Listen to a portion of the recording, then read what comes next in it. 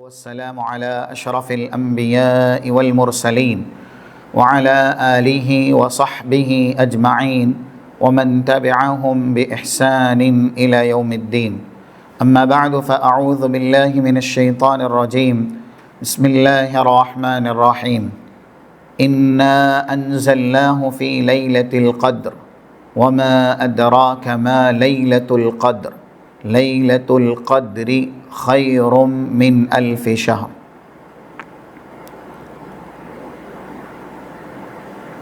رب العالمین کے فضل و کرم سے یہ مبارک مہینہ جس سے اہل اسلام گزر رہے ہیں، اس میں اللہ نے خیر و برکت، سعادت، رحمت و مغفرت دیگر اوقات سے اور دیگر مہینوں سے بہت زیادہ رکھی ہیں.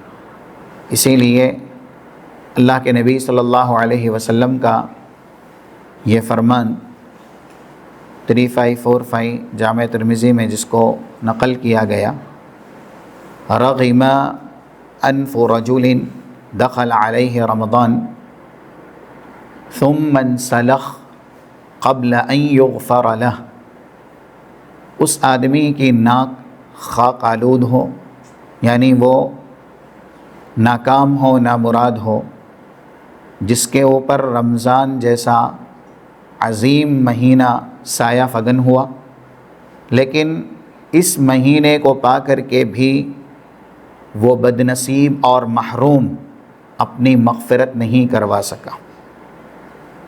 تو یہ فرمان اس بات پر دلالت کرتا ہے کہ یہ گھڑیاں، یہ اوقات، یہ لحظات اور یہ لمحات ہماری سعادت کے لیے، نجات کے لیے، کامیابی کے لیے اور اپنے آپ کو جنتی بنانے کے لیے، دوزخ سے بچانے کے لیے نہایت ہی اہم ہیں.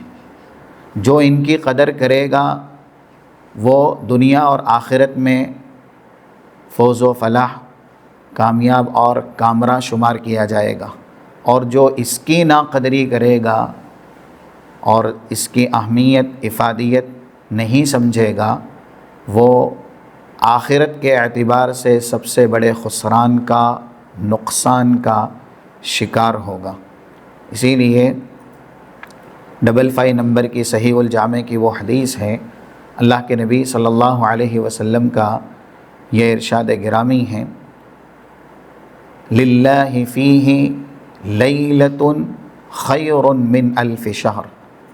یہ مہینہ جس میں کہ سب سے زیادہ برکت والی گھڑیاں اور سب سے زیادہ رحمت والی گھڑیاں اخیر کے ایام یا اخیر کے عشرے میں ہیں.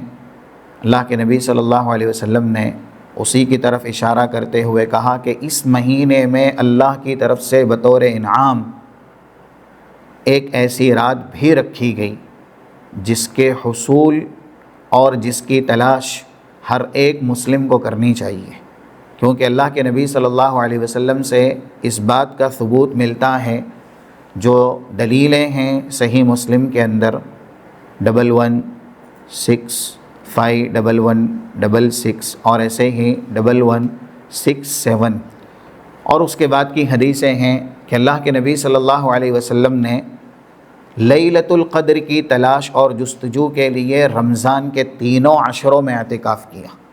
جب آپ کو یہ بتایا گیا کہ اتنی عظیم رات رمضان میں رکھی گئی ہے تو اس کی تلاش میں آپ نے جو عشر اول ہے اس میں اعتکاف کیا. پھر جب وحی کے ذریعے یہ بتایا گیا کہ اس عشرے میں یہ رات نہیں ہے، تب آپ نے جو بیچ والا عشرہ ہے اس کے اندر اعتکاف کیا. پھر جب حضرت جبرائیل کے ذریعے یہ بتایا گیا کہ وہ رات جو اتنی عظیم ہے، اللہ کی طرف سے ایک انعام ہے، ایک تحفہ ہے، اور جس کی یہ فضیلت ہے، لیلۃ القدر خیر من الف شہر، 1000 مہینوں کی عبادت سے وہ رات بہتر ہے، تو اللہ کے نبی صلی اللہ علیہ وسلم نے آخری عشرے میں بھی اعتکاف کیا۔ حضرت جبرائیل کے ذریعے آپ کو بتایا گیا کہ وہ رات رمضان کے آخری عشرے میں ہیں۔ صحابہ اکرام کو اللہ کے نبی نے اکٹھا کیا اور یہ ارشاد فرمایا، من اراد ان یعتکف معی فلیعتکف فی العشر الاواخر، جو شخص میرے ساتھ اعتکاف کرنا چاہتا ہے، یعنی اپنے آپ کو اللہ کی عبادت کے لیے وقف کرنا، اور جو بھی گھڑیاں ہیں اس آخری عشرے میں، جو بھی اوقات ہیں، جو بھی فرصتیں ہیں، وہ سب کچھ اللہ کی عبادت میں لگانا، کیونکہ عظیم چیزوں کی حصول کے لیے اور کوئی عظیم یا بڑی سی بڑی نعمت کو پانے کے لیے انسان کو ساری چیزوں کی قربانی یا ایسے ہی سب سے بڑی قربانی دینی پڑتی ہے۔ جب ہم ایسی رات کو پانا چاہتے ہیں جو اپنے آپ میں 1000 مہینوں کی عبادت سے بہتر رات ہے، اس کا مطلب یہ ہے کہ انسان اس ایک رات کی عبادت کا اجر اپنی زندگی میں حاصل کرے تو اس کی زندگی، جو لوگ 83 سال سے زیادہ عمر دیے گئے ہیں اور وہ اللہ کی عبادت کرے، اس سے بھی بڑھ کر کے ہے۔ تو رسول اللہ صلی اللہ علیہ وسلم نے صحابہ سے کہا کہ جو ایسی رات تلاش کرنا چاہتا ہے اور اپنا ذخیرہ آخرت بنانا چاہتا ہے، نام اعمال میں اس کا اجر داخل کروانا چاہتا ہے، تو وہ میرے ساتھ اس آخری عشرے میں اعتکاف کرے۔ تو اللہ کے نبی صلی اللہ علیہ وسلم نے اس رات کی فضیلت بیان کی، اور یہ رات اسی آخری عشرے کی کوئی ایک رات اللہ بناتا ہے۔ جیسا کہ اس سلسلے میں 2 طرح کی حدیثیں ہیں جو نمبر دیے گئے، اسی کے اندر اس کی وضاحت بھی ہے۔ رسول اللہ صلی اللہ علیہ وسلم نے ابتدا میں کہا، تحروا لیلۃ القدر فی العشر الاواخر، لیلۃ القدر کی جستجو کرو جو کہ 1000 مہینوں کی عبادت سے بہتر ہے آخری عشرے میں۔ اور صحیح بخاری کی کچھ حدیثیں ہیں 2017 اور اس کے بعد 2020، یعنی 2-3 حدیثیں امام بخاری نے ہم معنی نقل کی ہیں۔ تحروا لیلۃ القدر فی الاواخر من وتر، رات کی لیلۃ القدر کی جستجو اس عشرے کی طاق راتوں میں، یعنی 21، 23، 25، 27 اور 29، ان 5 راتوں میں لیلۃ القدر کو تلاش کیا جائے۔ پورا عشرہ اگر انسان راتوں کو اللہ کی عبادت میں صرف کرتا ہے، یا ایسے ہی اس عشرے کے جو بھی لمحات ہیں وہ اللہ کی عبادت میں لگاتا ہے، تو یہ اس کے لیے نہایت ہی اہم ہے۔ ورنہ کم سے کم 5 راتیں جس کے تعلق سے ابھی گفتگو کی گئی، انسان کو اللہ کی عبادت میں صرف کرنی چاہیے۔ آج کل زیادہ تر لوگ رات جگتے ہیں، جگنا بھی عام سی بات ہے، لیکن اگر یہی جگنا اللہ کی عبادت کے لیے ہو اور خاص کر کے لیلۃ القدر کی جستجو کے لیے ہو، تو ہمارے لیے اخروی بہت بڑا ذخیرہ ہے، جنت کا بہت بڑا یہ خزینہ ہے۔ ہمیں اس کی کاوش اور اس کی کوشش کرنی چاہیے۔ اسی کو مد نظر رکھتے ہوئے آج کی یہ مختصر سی نشست ہے جو اس عنوان پر منعقد کی گئی ہے، آخری عشرہ اور نبوی طریقہ۔ یہ عشرہ رمضان کے دوسرے عشروں کے مقابل، یعنی 3 عشرے ہیں، پہلا اور بیچ کا اور ایسے ہی اخیر کا، تو جو اخیر کے 10 دن یا خاص کر کے 10 راتیں ہیں، یہ رمضان کے تمام تر دنوں سے اور راتوں سے زیادہ اہمیت رکھتے ہیں۔ اور اس کی اہمیت کی سب سے بڑی وجہ آپ کے سامنے ابھی بیان ہوا کہ اس عشرے کی راتوں میں اللہ نے ایک رات ایسی رکھی ہے جس میں قرآن کریم کو نازل کیا گیا، اس کے لیے مستقل قرآن میں ایک سورت نازل کی گئی جو سورۃ القدر ہے۔ ہم اور آپ کو وہ اچھی طرح یاد ہے، انا انزلناہ فی لیلۃ القدر وما ادراک ما لیلۃ القدر۔ ہم نے اس قرآن کو اس رات میں نازل کیا جو کہ شرف اور قدر والی ہے، یعنی منزلت والی ہے، مرتبے اور مقام والی ہے۔ قدر کا ایک معنی ہے منزلت، مقام، مرتبہ، اور ایسے ہی قدر کا ایک معنی ہے کمی، جیسا کہ قرآن میں کئی جگہ یہ لفظ استعمال ہوا، یبسط الرزق لمن یشاء ویقدر۔ سورۃ الشورى کی آیت نمبر 12 میں بھی یہ لفظ استعمال ہوا ہے۔ اللہ جس کی روزی چاہتا ہے کشادہ کرتا ہے، اور جس کی روزی چاہتا ہے تنگ کرتا ہے۔ تو قدر کا ایک معنی تنگ، یعنی عظمت اور منزلت کا معنی یہ واضح ہے کہ یہ رات اپنے آپ میں بہت عظیم ہے، بہت بڑی ہے اور بہت بڑے مرتبے والی ہے۔ لیکن دوسرا جو معنی ہے قدر کا، کمی کا یا تنگی کا، وہ اس طریقے سے ہے کیونکہ اسی صورت میں اس بات کی بھی بشارت ہے جو کہ اخیر کی آیات میں ہے، تنزل الملائکۃ والروح فیہا بإذن ربہم من کل امر۔ اور صحیح الجامع کی صحیح ترین روایت ہے، فرشتے اس رات میں روئے زمین پر نازل ہوتے ہیں، حتیٰ کہ حضرت جبرائیل بھی اس رات میں زمین پر نازل ہوتے ہیں، اور فرشتوں کی اتنی تعداد اللہ اس رات میں زمین پر نازل کرتا ہے کہ ان کی کثرت تعداد کی وجہ سے زمین تنگ ہو جاتی ہے، زمین کم پڑنے لگتی ہے۔ یعنی یہ رات اپنے آپ میں بے مثال ہے اور بہت ہی عظمت والی، شان شوکت والی ہے، مقام اور مرتبے والی ہے کہ اس رات میں آسمان سے اتنے فرشتے اتارے جاتے ہیں زمین پر کہ یہ زمین ان کی تعداد کی وجہ سے کم پڑنے لگتی ہے یا تنگ ہونے لگتی ہے۔ یہ ہے قدر کا جو تنگ معنی ہے، اس ناحیے سے اس رات کو لیلۃ القدر کہا گیا۔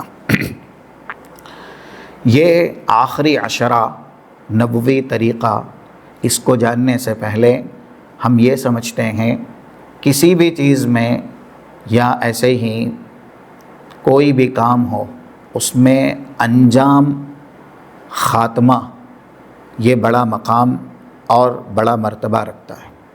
اور یہ کہاوت بھی ہے، انت بھلا سب بھلا، یعنی اگر انجام صحیح ہے، بہتر ہے، تو انسان کی کاوشیں، کوششیں، اس کی محنت، مشقت یہ کامیاب بنائی جائے گی۔ لیکن اگر انجام درست نہیں ہے، خاتمہ صحیح نہیں ہے، تو پھر پہاڑ کی طرح کوششیں، کاوشیں بھی انسان کی ناکام اور نامراد کر دی جاتی ہیں۔ قرآن کریم میں یہ لفظ اس معنی کے لیے استعمال ہوا ہے، بہت سی جگہ پر یہ لفظ بولا گیا ہے، جیسا کہ عاقبہ۔ ایک جگہ اللہ کہتا ہے 128 سورہ اعراف کے اندر ہے، ان الارض للہ یورثها من یشاء من عبادہ والعاقبۃ للمتقین۔ عاقبہ کا معنی آخری انجام، اور ایسے ہی کسی بھی کام کا آخری حصہ جسے ہم اینڈنگ کہتے ہیں، خاتمہ کہتے ہیں۔ اللہ قرآن میں کہہ رہا ہے کہ یہ زمین اللہ کی ملکیت ہے، اللہ جسے چاہے گا اپنے بندوں میں سے وارث بنائے گا۔ والعاقبۃ للمتقین، انجام کے ناحیے سے سب سے بہترین نتیجہ، صلہ، بدلہ، یہ متقین کے لیے ہے۔ یعنی انسان اگر تقوی شعار ہے تو اس کا انجام صحیح ہی ہونا ہے۔ تو یہ لفظ استعمال ہوا ہے جو خاتمے کے معنی میں ہے، انجام کے معنی میں ہے۔ اچھائی کے لیے بھی استعمال ہوا ہے، 83 سورۃ القصص کے اندر بھی یہی لفظ موجود ہے، والعاقبۃ للمتقین۔ اور کہیں کہیں تقوی کے لفظ کے ساتھ بھی یہ لفظ موجود ہے، جیسا کہ سورہ طٰہٰ آیت نمبر 132 میں کہا گیا، والعاقبۃ للتقویٰ، یعنی جو انجام ہے وہ تقوی کے ساتھ ہے۔ اب جس کے اندر تقوی ہوگا، دین ہوگا، ایمان ہوگا، اس کا انجام خیر والا ہونا ہے، بہتر ہونا ہے۔ اور یہ بھی بتایا گیا کہیں کہیں کہ جو لوگ باطل پر رہتے ہیں، شریعت اسلامیہ کی تکذیب کرتے ہیں یا رسول اللہ کا مذاق اڑاتے ہیں، 135 سورہ نام کی آیت ہے، قُلْ يَا قَوْمِ اعْمَلُوا عَلَى مَكَانَتِكُمْ إِنِّي عَامِلٌ فَسَوْفَ تَعْلَمُونَ مَن تَكُونُ لَهُ عَاقِبَةُ الدَّارِ۔ اے نبی کہہ دیجئے تم لوگ تمہارے دین پر چلو، لَكُمْ دِينُكُمْ وَلِيَ دِين، اور تم جسے برحق سمجھتے ہو، یعنی صنم پرستی کو، وثن پرستی کو، نعوذ باللہ بت پرستی کو، تم اسی پر باقی رہو، اور ہم جسے حق سمجھتے ہیں، بہتر سمجھتے ہیں، ہم اسی پر باقی رہیں گے۔ قُلْ يَا قَوْمِ اعْمَلُوا عَلَى مَكَانَتِكُمْ إِنِّي عَامِلٌ فَسَوْفَ تَعْلَمُونَ، اور تم کو اچھے سے پتہ چل جائے گا کل کے دن یعنی میدان محشر میں، من تکون لہ عاقبۃ الدار، کہ انجام بہتر کس کا ہے، نتیجہ اچھا کس کو ملنا ہے۔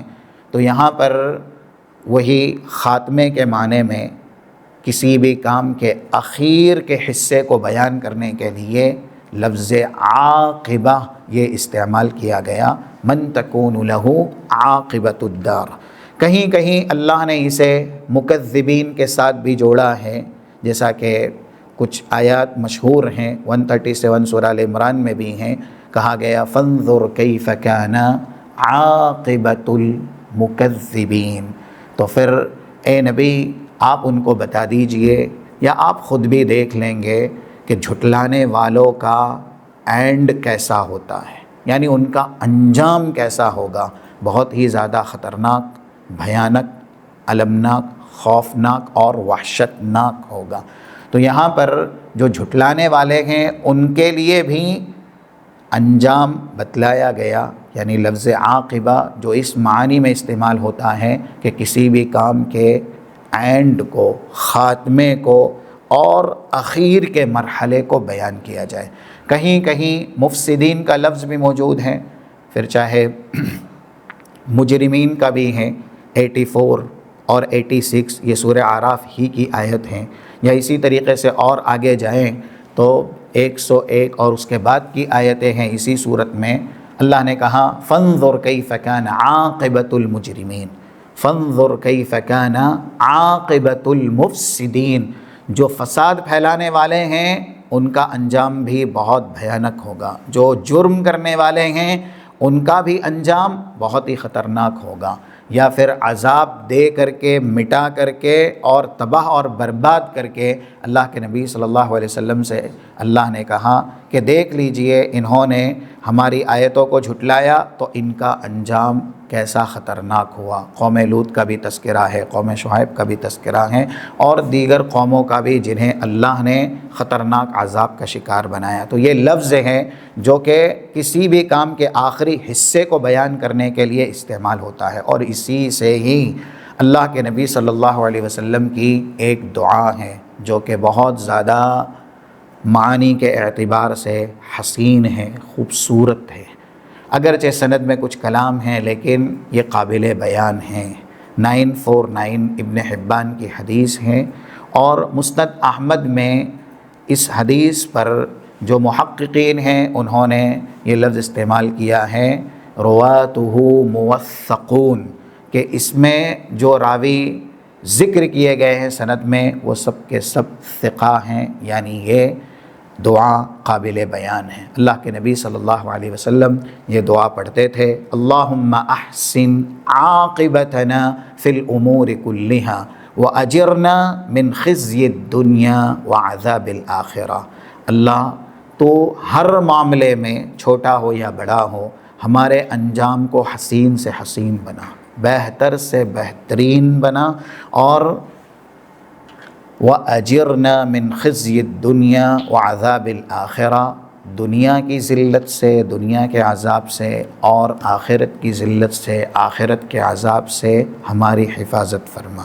اس دعا کو بھی ہمیں پڑھنا چاہیے۔ اس کے اندر یہ بات بیان کی گئی کہ معاملے کا اخیر کا حصہ، انجام، خاتمہ اور اینڈ، یہ بڑی اہمیت کا حامل ہے۔ اسی لیے اللہ کے نبی صلی اللہ علیہ وسلم نے کہا کہ اے اللہ تو ہمارے ہر معاملے کے خاتمے کو ہمارے حق میں بہتر سے بہتر بنا۔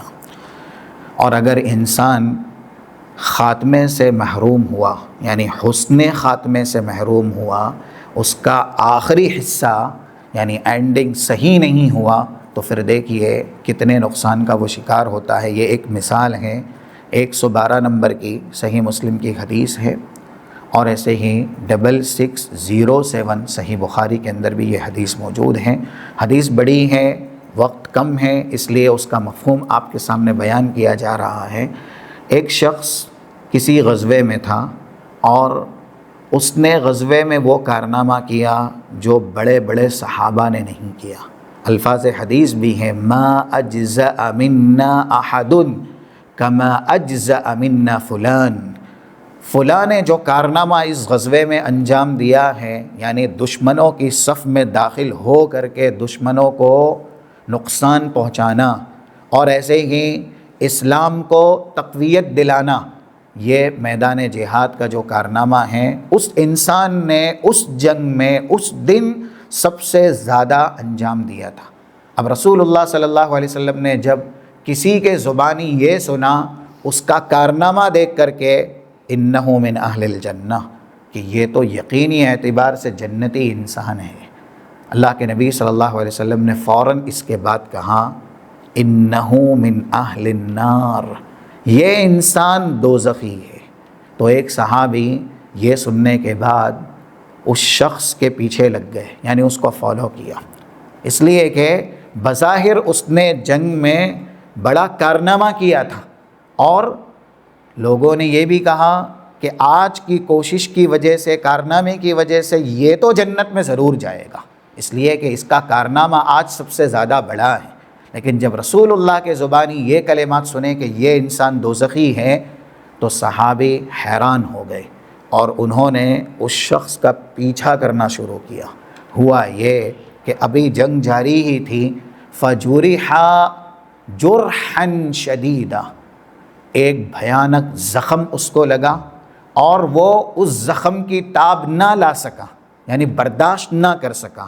تو اس نے کیا کیا، اپنی ہی تلوار کے دستے کو زمین کے اوپر گاڑ دیا، اور جو تلوار کا نوکیلا حصہ تھا اس کو اوپر رکھا۔ اسی لیے الفاظ ہے ذبابہ بین ثدیئی، اور جہاں سے تلوار کاٹتی ہے اس حصے کو اپنے سینے کے بیچ رکھ کر کے خود اس کے اوپر سوار ہو گیا، یعنی اس نے خودکشی کر لی، اور موت کو فاستعجل موتہ، اللہ نے اس کی موت ایسے ہی لکھی تھی، اس نے خود سے ہی اپنی موت کو دعوت دے دی، یعنی موت میں جلد بازی کر گیا، خودکشی کر گیا۔ اب اللہ کے نبی صلی اللہ علیہ وسلم کا یہ فرمان، انہو من اہل النار، کہ یہ انسان دوزخ میں جائے گا، یقیناً وہ دوزخ میں گیا، اس لیے کہ اس کا خاتمہ، اس کا انجام صحیح نہیں ہوا، اگرچہ اس نے کچھ دیر پہلے ہی جنگ میں بڑا کارنامہ کیا تھا۔ تو پھر وہ صحابی اللہ کے نبی صلی اللہ علیہ وسلم کو آ کر کے بتلاتے ہیں کہ آپ نے جیسے ہی کہا اس شخص نے وہ گناہ کیا اور وہ خودکشی کر گیا۔ تو رسول اللہ صلی اللہ علیہ وسلم نے یہ ارشاد فرمایا، جیسا کہ صحیح بخاری کے اندر یہ آخری جملہ ہے، اس کو ہم ذہن نشیں رکھیں، کیونکہ ہم رمضان کے آخری ایام سے گزر رہے ہیں، آخری عشرے سے گزر رہے ہیں۔ اگر یہ ہمارا بہتر نہیں رہا تو پھر جو پچھلا ہم نے کیا ہے وہ بھی بہتر نہیں ہوگا، کیونکہ انسان کے خاتمے پر ہی اس کی کامیابی کا دار و مدار ہے۔ اس کی بہت سی دلیلیں ہیں، جس میں سے سب سے صریح اور سب سے واضح یہ دلیل ہے جو صحیح بخاری کے اندر موجود ایک جملہ ہے، اس کو یاد رکھیے، 6607۔ اللہ کے نبی صلی اللہ علیہ وسلم نے ارشاد فرمایا، انما الاعمال بالخواتیم، جیسے ہم یہ سنتے آئے ہیں انما الاعمال بالنیات، انسان کیسا بھی عمل کرے، پہاڑ کے برابر ہو یا ایسے ہی سمندر کا پانی جتنا زیادہ ہے اتنا زیادہ اس کا عمل ہو، لیکن اگر اس کی نیت صادق نہیں ہے، نیت خالص نہیں ہے، تو پھر پہاڑ جیسا عظیم عمل یا کثرت میں سمندر کی تعداد والا عمل بھی اللہ کے یہاں قابل قبول نہیں۔ جیسے ہم نے یہ سنا ہے کہ نیت پر ہی نیک عمل کا دار و مدار ہے، ویسے یہ بھی ہے کہ پوری زندگی کی نیکیاں ہم اور آپ کے لیے فائدہ مند تب ہوگی جب ہمارا خاتمہ حسین ہوگا اور ہمارا خاتمہ بہتر ہوگا۔ اللہ کے نبی صلی اللہ علیہ وسلم نے یہ بھی کہا انما الاعمال بالخواتیم، انسان کی پوری زندگی کی نیکیوں کا، عبادتوں کا دار و مدار کامیابی کے اعتبار سے، نجات کے اعتبار سے تب ممکن ہے جب اس کا خاتمہ خیر پر ہو، جب اس کا خاتمہ بہتری پر ہو، جب اس کا خاتمہ حسین ہو۔ اور قرآن نے بھی کچھ ایسا ہی کہا، جیسا کہ یہ آیات ہیں جو اسی معنی پر دلالت کرتی ہیں۔ 102 سورہ ال عمران، یا ایھا الذین آمنوا اتقوا اللہ حق تقاتہ ولا تموتن الا وانتم مسلمون، اے ایمان والو اللہ کا تقوی اختیار کرو جیسا کہ تقوی اختیار کرنے کا حق ہے۔ اور اس جملے کی تفسیر آگے والا جملہ کر رہا ہے، حق تقوی کیا ہے، یعنی انسان صحیح معنوں میں متقی کب بنے گا؟ وَلَا تَمُوتُنَّ إِلَّا وَأَنْتُمْ مُسْلِمُونَ، جب اس کا خاتمہ، اس کی وفات، اس کا اینڈ اور اس کی موت اسلام پر واقع ہو۔ وَلَا تَمُوتُنَّ إِلَّا، تم ہرگز بھی وفات نہ پاؤ، وَأَنْتُمْ مُسْلِمُونَ، اس حال میں کہ اسلام تمہارے ساتھ ہو، یہ ضروری ہے، یعنی مرتے دم تک اسلام ہونا چاہیے۔ اگر انسان پوری زندگی مسلمان رہا لیکن وفات کے وقت نعوذ باللہ وہ کفر کرتا ہے یا پھر ایسے ہی جرم عظیم کرتا ہے، تو یہ حدیث بھی یاد رکھیے، 3208 نمبر کی صحیح بخاری کتاب بدء الخلق میں موجود ہے، ان الرجل لیعمل عمل اہل الجنہ، ایک انسان پوری زندگی جنتی عمل کرتا ہے، حتی یکون بینہ وبین الجنۃ الا ذراع، یہاں تک کہ اس کے اور جنت کے بیچ میں ایک ہاتھ کا فاصلہ رہ جاتا ہے، فیسبق علیہ الکتاب، اور تقدیر اس پر غالب آتی ہے، وفات سے تھوڑی دیر پہلے ہی وہ گناہ کرتا ہے اور اس گناہ پر ہی اللہ اس کا خاتمہ کر دیتا ہے۔ تو یہ پوری زندگی نیکی کرنے والا جو وفات سے پہلے گناہ کر کے گناہ پہ مرتا ہے، اس کی پوری زندگی کی نیکیاں اسے نجات نہیں دلاتی، کیونکہ حدیث میں ہی ہے کہ وہ وفات سے پہلے فَيَعْمَلُ عَمَلَ أَهْلِ النَّارِ فَيَدْخُلْ النَّارِ، کہ وہ دوزخی کام کر کے وفات سے کچھ دیر پہلے دوزخی بن جاتا ہے۔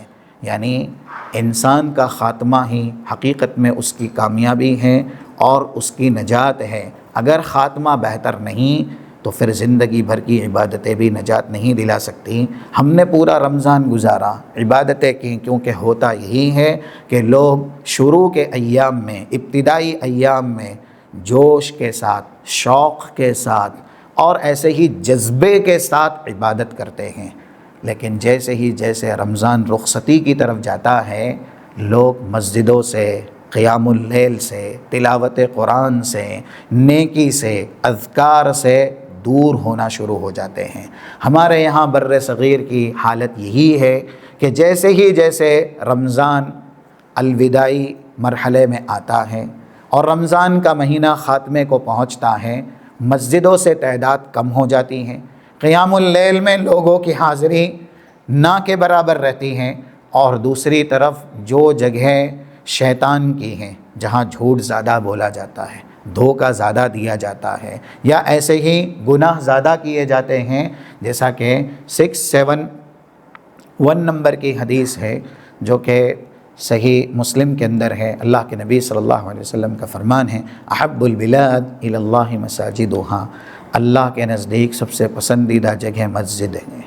تو ابتدا کے ایام میں مسلمان رمضان میں مسجدوں کو بھرتے، اور جو انتہا کے ایام ہیں یعنی آخری ایام رمضان کے، مسلمان بازار کو بھرتے، اور بازار میں جایا ہی جاتا ہے کھانے کے لیے، شاپنگ کے لیے۔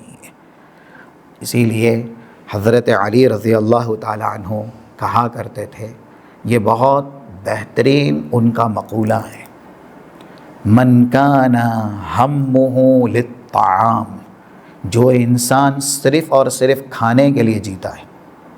یعنی آج کل لیلۃ القدر میں جو شب بیداری کی جاتی ہے، راتوں کو جاگا جاتا ہے، اس میں بھی زیادہ تر اہل اسلام کی یہی حالت ہمارے یہاں دیکھی جاتی ہے، انڈیا میں، پاکستان میں، یعنی بر صغیر میں، کہ لوگ اس رات میں بھی یا تو وہ بازار کی زینت بن رہے ہیں، یا پھر آپس میں کلیکشن کر کے، کھانے پینے کا انتظام کر کے، دعوت کی طرح اس رات کو گزار دے رہے ہیں. کھانا کھانا ہے، کھانا پکانا ہے، اور اسی میں ہی مصروف ہیں. تو جو شخص صرف اور صرف کھانے کے لیے ہی جیتا ہے، اس کی مثال ہو جاتی ہے کہ کھانا کتنا بھی اپنے آپ میں بہتر ہو اور کتنا بھی اچھا ہو، لیکن اس کا نتیجہ کیا ہے؟ یعنی جب وہ کھانا انسان فضلے کی شکل میں نکالتا ہے اور قضاء حاجت کی شکل میں نکالتا ہے تو کس قدر نجس، ناپاک اور غلیظ ہوتا ہے. تو جو شخص کھانے کے لیے جیتا ہے، اس کی مثال کھانے کا جو انجام ہوتا ہے وہی ہے، یعنی نجاست، فضلہ. اور اللہ کے نبی صلی اللہ علیہ وسلم نے بھی صحابہ کو اس کی ترغیب دی تھی، اور آپ نے پوری دنیا کی یہی مثال بیان کی ہے. الترغیب والترغیب میں ایسی حدیثیں ہیں 2150-2151 نمبر کی، کہ ایک صحابی سے آپ پوچھتے ہیں ماذا طعامک، آپ کا کھانا ہے کیا؟ اب انہوں نے سب سے بہترین کھانا بیان کیا، اللحم واللبن، میں کھانا کھاتا ہوں گوشت والا، میں کھانا کھاتا ہوں دودھ اور دہی والا. یعنی یہ ثرید والا کھانا یا سب سے بہترین کھانا ہوا کرتا تھا نبی کے زمانے میں. آج کل بھی لوگ اسی رات میں شب بیداری کے نام پر ہوٹلیں بھرتے ہیں، ریسٹورنٹ میں جاتے ہیں، اور جو سب سے بہترین قیمتی ڈش ہوتی ہے نا وہ کھاتے ہیں. ان لوگوں کو یہ حدیث ضرور سننی چاہیے. اللہ کے نبی صلی اللہ علیہ وسلم نے صحابی کو نصیحت کی کہ یہ کھانا جو تم بہترین کھا رہے ہو، اِلَى مَاذَا يَصِيرُ، یہ ہو کیا جائے گا؟ یعنی جسم میں جائے گا، پیٹ میں جائے گا، اس کے بعد یہ کیا بن جائے گا اور کیا بن کر کے یہ نکلے گا؟ تو صحابی کہتے ہیں وَقَدْ عَلِمْتَ يَا رَسُولَ اللَّهِ، آپ کو بھی پتا ہے کہ کھانا کتنا بھی اچھا ہو، لیکن وہ پیٹ میں جانے کے بعد، ہضم ہونے کے بعد نجاست بن جاتا ہے، گندگی بن جاتا ہے، اور گندگی بن کے ہی وہ نکلتا ہے. اللہ کے نبی صلی اللہ علیہ وسلم کہتے ہیں فَإِنَّ اللَّهَ ضَرَبَ هَذَا الدُّنْيَا مَثَلًا مَا يَخْرُجُ ابْنُ آدَمَ بَعْدَ مَا يَأْكُلْ یا بَعْدَ مَا أَكَلْ. اللہ نے اس دنیا کی مثال بیان کی ہے، جو انسان کھانا کھاتا ہے اور کھانے کے بعد فضلہ، نجاست اور گندگی کے طور پر نکالتا ہے، اس سے، یعنی یہ پوری دنیا کی مثال ہے انسان کی نجاست کے مانند.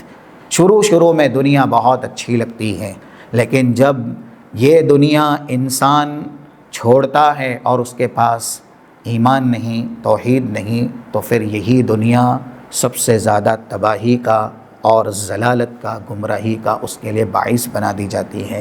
بہرحال جو لوگ شروع کے ایام میں زیادہ محنت کرتے ہیں، رمضان کے اندر عبادت کی دلچسپی لیتے ہیں، لیکن اخیر کے ایام میں وہ عبادت سے دور ہو جاتے ہیں، انہیں یہ سمجھنا چاہیے انما الاعمال بالخواتیم. اگر ہمارا انجام بہتر نہیں ہوا، ہمارا خاتمہ بہتر نہیں ہوا، تو یہ 2 عشرے کی عبادت بھی ہمارے لیے فائدہ مند نہیں ہے. اسی لیے اللہ کے نبی صلی اللہ علیہ وسلم نے لوگوں کو کر کے دکھایا، یعنی 90 طریقہ ہے، 2 حدیث کی شکل میں آپ کے سامنے بیان کیا جا رہا ہے مختصراً. پھر جو سوالات ہیں انشاءاللہ اس کے جواب دیے جائیں گے.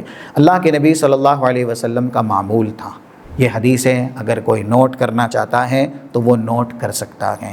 1174 1175 صحیح مسلم کا ریفرنس ہے، اور اسی طریقے سے 2026 2027 صحیح بخاری میں، اور ایک حدیث 2044 یہ بھی صحیح بخاری میں۔ پہلی حدیث جو صحیح مسلم کے اندر موجود ہے، اللہ کے نبی صلی اللہ علیہ وسلم کا طریقہ یہ تھا، اذا دخل العشر الآخر من رمضان، رسول اللہ جب رمضان کا آخری عشرہ آ جاتا تو کیا کرتے؟ اشتد میزرہ، آپ کمر بستہ ہو جاتے عبادت کے لیے، پوری توجہ انہماک کے ساتھ، مصروفیت کے ساتھ آپ اللہ کی عبادت پر ہی لگا دیتے۔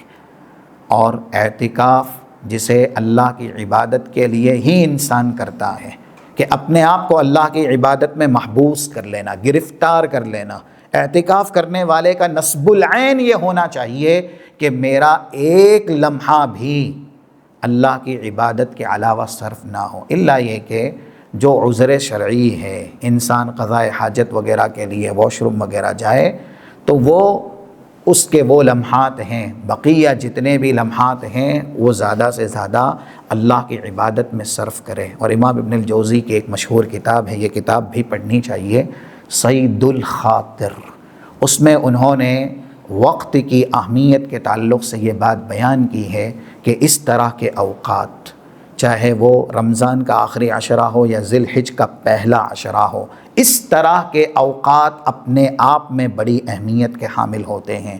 ایک سیکنڈ بھی اور ایک منٹ بھی انسان کو ان اوقات میں ضائع نہیں کرنی چاہیے، اور بہت آسانی سے ایک سیکنڈ میں یا ایک منٹ میں وہ کتنی عظیم عبادت کر سکتا ہے، یہ حدیث انہوں نے وہاں پر بیان کی ہے جو جامع ترمذی کے اندر موجود ہے 3464 نمبر سے، من قال سبحان اللہ وبحمدہ، بس اتنا ہی جملہ، سبحان اللہ وبحمدہ، تقریباً کچھ سیکنڈ، 3 سیکنڈ 4 سیکنڈ، اگر یہ جملہ انسان بار بار پڑھتے جائے، سبحان اللہ وبحمدہ، سبحان اللہ وبحمدہ، یا ایسے ہی اس کے بعد والا جملہ بھی سبحان اللہ العظیم، صحیح بخاری کی آخری حدیث ہے 7563 نمبر کی، جس میں بتایا گیا کلمتان حبیبتان الی الرحمن ثقیلتان فی المیزان خفیفتان علی اللسان سبحان اللہ وبحمدہ، سبحان اللہ العظیم، 2 کلمے اللہ کو سب سے زیادہ پسند ہے۔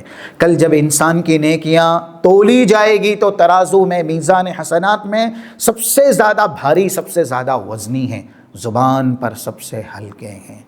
اگر ان کلمات کا ہی ورد کرتا رہے تو کچھ سیکنڈ میں انسان کتنا بڑا درجہ پائے گا۔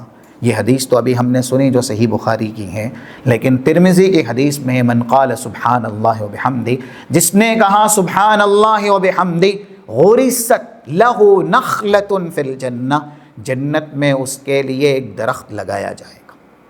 یعنی جنت میں درخت کب ملے گا؟ جب انسان جنت میں جائے گا۔ اس کا مطلب یہ ہے کہ یہ ایک ایک کلمہ جنت میں لے جانے والا ہے اور جنت کے انعامات سے مالا مال کرنے والا ہے۔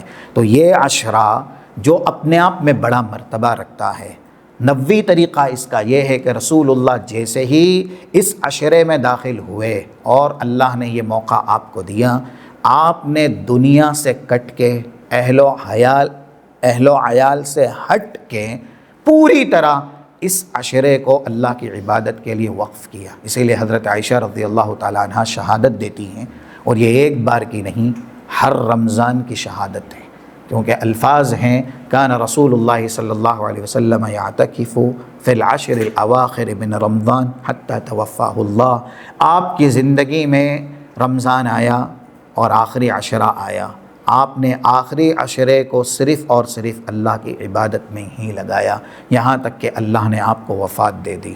پھر اس کے بعد اس سنت کو ازواج مطہرات نے زندہ رکھا، ثم اعتکفہ ازواجہ من بعدہ ابدا، اور یہ تک بھی الفاظ ہیں کہ ایک بار ایسا ہوا کہ رسول اللہ صلی اللہ علیہ وسلم اعتکاف نہیں کر سکے، سفر میں تھے، یعنی رمضان میں آخری عشرہ آپ نے اعتکاف نہیں کیا کسی عذر کی وجہ سے، تو پھر آپ شوال میں اس کی قضا کرتے ہیں تاکہ جو اجر و ثواب ہے اعتکاف کرنے کا وہ مل سکے۔ اسی لیے صحیح طریقہ رمضان میں اعتکاف کا یہی ہے کہ انسان طاقت ہے قوت ہے تو 10 رات 10 دن یعنی پورا عشرہ ہی اعتکاف کرے۔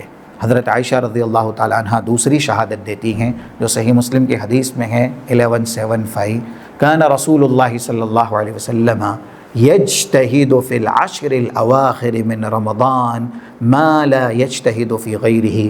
اللہ کے نبی صلی اللہ علیہ وسلم رمضان کے آخری عشرے میں جتنی عبادت کرتے تھے آپ نے اپنی زندگی کے کسی بھی دن اتنی عبادت نہیں کی۔ اب یہ ہے نبوی طریقہ۔ کیا ہم نبوی طریقے کے مطابق یہ عشرہ گزارتے ہیں؟ ہم بازار کو بھرتے ہیں، ہوٹلوں کو بھرتے ہیں اور دنیا دار بننے کی کوشش کرتے ہیں۔ جس دنیا کی قیمت ابھی ہم نے سنی کہ اللہ نے اس کی مثال بیان کی ہے، جو انسان کی فضلہ نجاست ہے، گندگی ہے، سب سے بری نجاست، اس سے اس دنیا کو اللہ نے بیان کیا ہے کہ یہی ہے دنیا کی مثال۔ اس دنیا کی طرف ہم بھاگتے ہیں شاپنگ کے نام پر، کھانے پینے کے نام پر اور ایسے ہی زیب و زینت کے نام پر، جبکہ یہ لمحات ہم کو دیے گئے جنتی بننے کے لیے، یہ لمحات ہم کو دیے گئے دوزخ سے آزادی کے لیے، یہ لمحات ہمیں دیے گئے دین پر قائم رہنے کے لیے۔ اب یہ آخری بات، زیادہ تر نام و نہاد اہل اسلام کا یہ عمل رہتا ہے، کیونکہ وہ رمضان کے اخیر سے ہی یہ ثابت کرتے ہیں کہ اب رمضان کے بعد بھی جس طریقے سے ان کا معمول رہا کہ وہ جمعہ مسجد میں آتے تھے، رمضان کے بعد بھی ویسے ہی آئیں گے۔ اکثر لوگ کیا کرتے ہیں، جیسے ہی رمضان گیا، شوال کا چاند نظر آیا، ایسا لگتا ہے نعوذ باللہ، اللہم احفظنا من، اللہ ہماری حفاظت فرمائے اس سے، لوگوں کا ایمان چلا گیا، لوگوں کا دین چلا گیا، اور جس قدر رمضان میں اللہ کی عبادت کی طرف توجہ تھی، شوق اور ذوق تھا، وہ صرف رمضان بھر کے لیے ہی تھا۔ تو کیا اللہ کا وجود نعوذ باللہ ثم نعوذ باللہ صرف رمضان تک کے لیے ہے؟ یا ہم نے کلمہ پڑھا ہے لا الہ الا اللہ محمد الرسول اللہ صرف رمضان کے لیے کلمہ پڑھا ہے؟ یا اللہ نے جو نمازیں فرض کی ہیں وہ صرف رمضان کے مہینے میں ہی فرض کی ہیں، اس کے بعد کیا یہ نمازیں فرض نہیں ہیں؟ یا جو دین ہم نے کلمے کی شکل میں اختیار کیا ہے، ہم مسلم بنے ہیں، تو کیا یہ دین صرف رمضان کے مہینے میں ہی اختیار کرنا ہے؟ رسول اللہ صلی اللہ علیہ وسلم کو اللہ نے کہا، 99 نمبر کی سورہ حجر کی آیت ہے، وَاعْبُدْ رَبَّكَ حَتَّى يَأْتِيَكَ الْيَقِينُ، نبی آپ اپنے رب کی عبادت کیجئے جب تک کہ زندگی کی آخری سانس باقی ہے، آپ کو وفات نہیں ہو جاتی تب تک آپ اللہ کی عبادت کیجئے۔ اور یہ حدیث کسی کو پڑھنی ہے تو وہ ضرور پڑھے، 418 حدیث کا نمبر ہے 418، صحیح مسلم میں اللہ کے نبی نے جو آخری نمازیں پڑھی ہیں، بالکل آپ کی زندگی کی آخری نمازیں ہیں، وہ ایسی ہیں کہ آپ طاقت نہیں رکھتے تھے کھڑے ہونے کی، لیکن اس کے بعد اللہ کے نبی 2 کندھوں کے سہارے مسجد لے جائے گئے، حضرت عباس اور حضرت علی رضی اللہ عنہما۔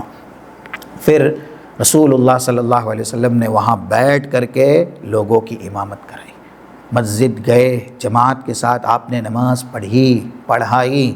یہ کب؟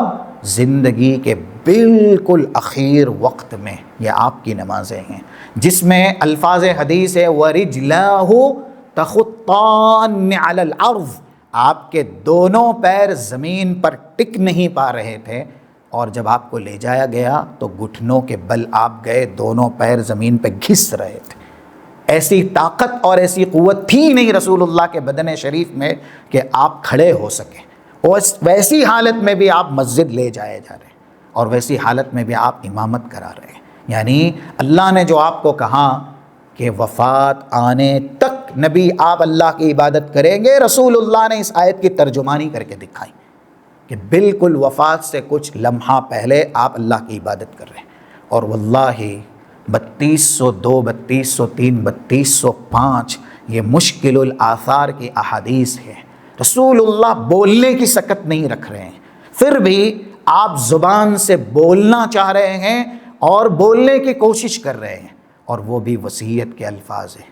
تبلیغ کا فریضہ بھی تو دین ہے نا، نبی تو اسی لیے دنیا میں بھیجے گئے تھے، 6-7 یہ سورہ مائدہ کی آیت ہے، یا ایھا الرسول بلغ ما انزل الیک من ربک، نبی آپ ان تمام تر احکامات کی جو اللہ نے آپ کی طرف نازل کیے ہیں تبلیغ کر دیجئے، وَإِن لَّمْ تَفْعَلْ، اگر آپ ایسا نہیں کرتے فَمَا بَلَّغْتَ رِسَالَتَهُ، تو آپ رسالت کا حق ادا نہیں کریں گے۔ رسول اللہ کو اللہ نے جس فرض منصبی پر قائم کیا تھا وہ تھا تبلیغ کرنا۔ دنیا سے آپ رخصت ہو رہے ہیں، اور یہاں تک الفاظ حدیث ہے جس کا ریفرنس دیا گیا کہ رسول اللہ صلی اللہ علیہ وسلم سکرات میں، یعنی جو بالکل وفات سے پہلے کے لمحات ہوتے ہیں، اور آپ زبان سے بولنے کی طاقت نہیں رکھ پا رہے ہیں، پھر بھی بولنے کی کوشش کر رہے ہیں، یعنی عبادت کر رہے ہیں، تبلیغ کا فریضہ انجام دے رہے ہیں، اور کہہ رہے الصلاۃ الصلاۃ۔ لوگوں، نماز کو لازم پکڑنا، نماز کو لازم پکڑنا، یہ آپ کے وصیت کے دنیا سے جاتے جاتے رخصت ہوتے ہوتے اخیر کے کلمات ہیں، یعنی جو آخری کلمات آپ نے اپنی زبان سے نکالے دنیا چھوڑتے چھوڑتے تبلیغ کے طور پر، وہ یہ ہیں۔ اس حدیث سے بھی پتہ چلا کہ رسول اللہ دنیا سے رخصت ہوتے ہوتے چند لمحات پہلے بھی عبادت کر رہے ہیں، تبلیغ کا فریضہ انجام دے رہے ہیں۔ اور آج کا مسلمان رمضان میں اللہ کو مانتا ہے، مسجدوں میں آتا ہے، جو رمضان میں پہلے صف کے نمازی تھے وہ ایسے ہو جاتے ہیں کہ وہ مسجد میں نظر ہی نہیں آتے، وہ صرف اور صرف جمعہ میں ہی نظر آتے ہیں۔ اس لیے یہ بھی رسول اللہ کا درس ہے، اور یہ حدیث کو بھی ہمیں ذہن نشیں رکھنا چاہیے۔ رمضان میں روزہ رکھا، رمضان کا روزہ فرض ہے نا، لیکن کیا یہ روزہ صرف رمضان تک رہے گا؟ نہیں، رمضان تدریب کے لیے ہے، مشق کے لیے ہے، ٹریننگ کے لیے ہے، اور جب انسان کسی چیز کی مشق کرتا ہے تو اس لیے کرتا ہے کہ اسے اپنی عادت بنائے، اور جہاں اس کی ضرورت ہے وہاں صحیح سے اسے انجام دے۔ جو بھی آرمی کے افراد ہیں، فوجی ہیں، وہ جب ٹریننگ لیتے ہیں تو جب محاذ پر ان کو جانا ہے وہاں پر وہ اور بھی زیادہ اپنی مشق کا استعمال کرتے ہیں، اور مشق انسان ہمیشہ کرتا ہے۔ گاڑی سیکھنے والا جب گاڑی سیکھتا ہے تو جب سیکھ رہا ہے تب تک ہی وہ گاڑی نہیں چلاتا، سیکھنے کے بعد وہ زیادہ چلاتا ہے تاکہ اس کا مشق اور مضبوط ہوتا رہے۔ تو ہم نے رمضان میں جو عبادتیں کی ہیں، یہ رمضان کا مہینہ تدریب کے لیے، بہترین مسلمان بننے کے لیے اللہ نے ہمیں دیا، دین پر ثابت رہنے کے لیے، دین پر قائم رہنے کے لیے ہمیں اللہ نے دیا۔ اب اگر رمضان کے بعد ہم اللہ کی عبادتیں نہ کریں اور اپنی وہ عادتیں ترک کر دیں جو رمضان میں عبادت کے طور پر ہم نے اختیار کی تھیں، تو ہم سے زیادہ بد نصیب کوئی نہیں، کیونکہ مشق کرنے کے بعد انسان زیادہ سے زیادہ کرتا ہے۔ اسی لیے رسول اللہ نے اس پیغام کو بطور سبق ہم اور آپ کو سنایا۔ یہ ہے 1164 صحیح مسلم کی حدیث، من صام رمضان ثم اتبعہ ستا من شوال کان کصیام الدہر، جو رمضان کے 30 روزے رکھے، اس کے بعد شوال میں بھی 6 روزے رکھے۔ شوال میں روزہ رکھنے کی ترغیب کیوں ہے؟ یہ یاد دلانے کے لیے کہ رمضان کا روزہ صرف رمضان تک کے لیے نہیں ہے، وہ ایک مشق ہے کہ آپ زیادہ سے زیادہ روزہ رکھ سکیں اپنی زندگی میں، اور روزے کا جو اجر ہے وہ پا سکیں۔ ایک ایک اجر بھی روزے کا بہت زیادہ ہے۔ یہ 2 حدیثیں 1622 1624 جو کہ جامع ترمذی میں ہیں، من صام رمضان من صام یوما فی سبیل اللہ اعد اللہ عن وجہہ النار 70 خریفا، جس نے روزہ رکھا ایک دن کا اللہ کی رضا کے لیے، یہی ایک دن کا روزہ رمضان کا ہے تو بدرجہ اولا، لیکن اگر رمضان کا نہیں بھی ہے، نفل روزہ ہے، فرض نہیں ہے، تو بھی اس روزے کا یہ اجر و ثواب ہے کہ 70 سال تک کے لیے اس انسان کو جہنم سے دور کر دے گا۔ جہنم کی گہرائی ہے 70 سال، ایک روزہ ہمیں جہنم سے بچائے گا۔ اور دوسرا یہ ہے 1624 نمبر کی جو حدیث ہے ابواب الجہاد جامع ترمذی کی، من صام یوما فی سبیل اللہ جعل اللہ بینہ وبین النار خندقا کما بین السماء والارض، جس نے ایک روزہ رکھا اللہ کو خوش کرنے کے لیے، وہ ایک روزہ جہنم اور اس کے بیچ ایسی خندق بنوائے گا، اللہ بنائے گا جس کی چوڑائی زمین سے لے کر کے آسمان تک کے برابر ہوگی۔ اتنی بڑی خندق روزے دار اور جہنم کے بیچ میں اللہ بنا دے گا ایک روزہ رکھنے کی وجہ سے۔ تو رسول اللہ ہم کو یہ سبق دے رہے ہیں کہ رمضان کا روزہ ہم نے رکھا، فرض کے طور پہ رکھا، تو صرف یہ رمضان تک ہی نہیں رہنا چاہیے، رمضان کے علاوہ بھی ہمیں روزے رکھنے چاہیے تاکہ روزے کے فوائد اور ثمرات ہم اور آپ کو مل سکے۔ اسی لیے آپ نے کہا جو رمضان کے 30 اور شوال کے 6 رکھے گا۔ اب یہ روزہ کبھی بھی آپ رکھ سکتے ہیں پورے مہینہ، ثم اتبعہ ستا من شوال کان کصیام الدہر، اس کو پورے سال روزہ رکھنے کا اللہ اجر دے گا، کیونکہ اللہ کے یہاں یہ انعام ہے۔ 160 سورہ انعام کے آیت ہے من جاء بالحسنہ فلہ عشر امثالہا، کہ جو انسان ایک نیکی کرتا ہے اس نیکی کا بدلہ اللہ ایک نہیں 10 گنا دیتا ہے، یعنی 10 دیتا ہے۔ اب 36 روزے اگر انسان نے رکھے، اس کو آپ 10 سے ملٹیپل کر لیں، اسلام کا سال 360 دن کا ہوتا ہے۔ 36 کو 10 سے اگر ملٹیپل کرتے ہیں تو 360 دن ہو جاتے ہیں۔ جو شخص رمضان کے بعد شوال کے 6 روزے بھی رکھے، اس کو اللہ پورے سال روزہ رکھنے کا اجر و ثواب دیتا ہے۔ اگر ہم سے کوئی یہ کہے کہ آپ 36 دن محنت کیجئے، کام کیجئے، ڈیوٹی کیجئے اور سال بھر کی سیلری لے لیجئے، کون عقل مند اس اسکیم کو قبول نہیں کرے گا؟ ہم میں کا ہر ایک 36 دن اچھے سے اچھی ڈیوٹی کرے گا، کیونکہ 36 دن ڈیوٹی کرنے کا جو اجر ہے یا اجرت ہے وہ صرف 36 دن نہیں ہے، پورے سال کی۔ اور یہ ہے اللہ کا کرم، یہ ہے اس کا رحم، یہ ہے اس کا فضل۔ تو ہمیں شوال کے بھی 6 روزے رکھنے چاہیے، اور یہ اللہ کے نبی صلی اللہ علیہ وسلم نے اس لیے تعلیم دی تاکہ انسان رمضان میں جو تدریب ہے دین کی، جو مشق ہے، اس کو اپنی پوری زندگی میں عادت کے طور پر باقی رکھے۔ ہماری یہ عبادت جو رمضان میں ہم کرتے ہیں نا، ہماری زندگی کی عادت بننی چاہیے۔ یہ ہے اس مہینے کے دیے جانے کا مطلب، اور خاص کر کے اس آخری عشرے میں اللہ کے نبی صلی اللہ علیہ وسلم کے اعتکاف کرنے اور لوگوں کو اس کی ترغیب دلانے کا سبب اللہ ہمیں زیادہ سے زیادہ اس مہینے میں مزید نیکی کرنے کی توفیق اور سعادت نصیب فرمائے۔ اللہم تقبل صیامنا وقیامنا وجمیع صالح اعمالنا وجعل هذا الخیر والشہر فی میزان حسناتنا۔ اللہ ہمارے روزوں کو، ہمارے قیام کو، تلاوت قرآن کو، اعتکاف کو یا ایسے ہی جملہ عبادات کو قبول فرمائے، اور ہمارے لیے دنیا میں بھی دین پر استقامت کا ذریعہ بنائے، اور کل ہمارے میزان حسنات میں سب سے وزنی بنائے، اور جنت میں جانے کا ذریعہ بنائے، دوزخ سے بچنے کا سبب بنائے۔ اللہم زیننا بزینت الایمان واجعلنا ہداة مہتدین۔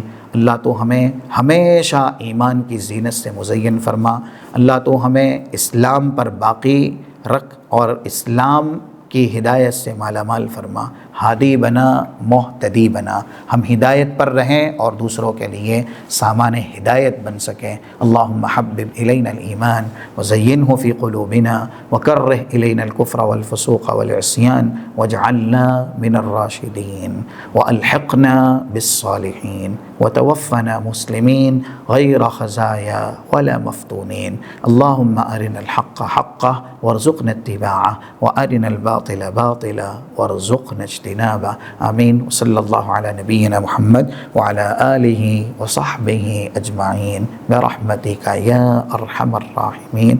سوالات کسی کے پاس ہیں تو وہ مزید بھی میسج کر کے پوچھ سکتے ہیں، انشاءاللہ زیادہ تر وقت سوالات کے لیے دیا جائے گا۔ سوال تھا سر کہ چھٹے ہوئے روزے پھلے رکھے یا پھر شوال کے روزے پھلے رکھ لیے جائیں؟ سوال یہ آیا ہے رمضان کے جو روزے چھوٹ جاتے ہیں کسی بھی عذر کی وجہ سے، خواتین کے زیادہ تر چھوٹ جاتے ہیں جو عذر شرعی ہے اس کی وجہ سے، تو وہ پہلے رکھنے چاہیے یا شوال کے روزے پہلے رکھنے چاہیے؟ اس میں صحیح جواب یہی ہے جو فرائض ہیں اس کی ادائیگی جلد سے جلد کرنی چاہیے، یعنی جو روزے چھوٹ گئے ہیں ان کی قضا ہم پر فرض ہے، ان کی قضا ہم پر ضروری ہے، تو جو فرض ہے ہم اس کی ادائیگی پہلے کریں گے۔ قرآن کریم نے اسی لیے جگہ جگہ اس طرح کی تعلیم دی ہے، چاہے 133 سورہ آل عمران کی آیت ہو، وَسَارِعُوا إِلَىٰ مَغْفِرَةٍ مِّن رَبِّكُمْ وَجَنَّةٍ، دوڑو تم اللہ کی مغفرت کی طرف اور جنت کی طرف، یعنی سبقت کرو، آگے بڑھو، جلد سے جلد وہ عبادتیں انجام دو جس سے تمہیں اللہ کی مغفرت ملے اور جنت ملے۔ 21 نمبر کی بھی سورہ حدید کی ہم معنی ہی آیت ہے جس میں لفظ ہے سابقوا الی مغفرۃ من ربکم وجنہ عرضها کعرض السماء، لوگو سبقت کرو، آگے بڑھو، یعنی پیش قدمی کرو، پہلے اس طرح کی عبادت کرو جو تمہیں اللہ کی مغفرت دلائے اور ایسی جنت دلائے جس کی چوڑائی آسمان اور زمین کی چوڑائی کی طرح ہے۔ تو یہ حکم ہے، جیسا کہ 148 سورہ بقرہ میں بھی اور 48 سورہ مائدہ میں بھی، فاستبقوا الخیرات، جو بھلائیاں ہیں ان کی طرف ہمیں سبقت کرنی ہے۔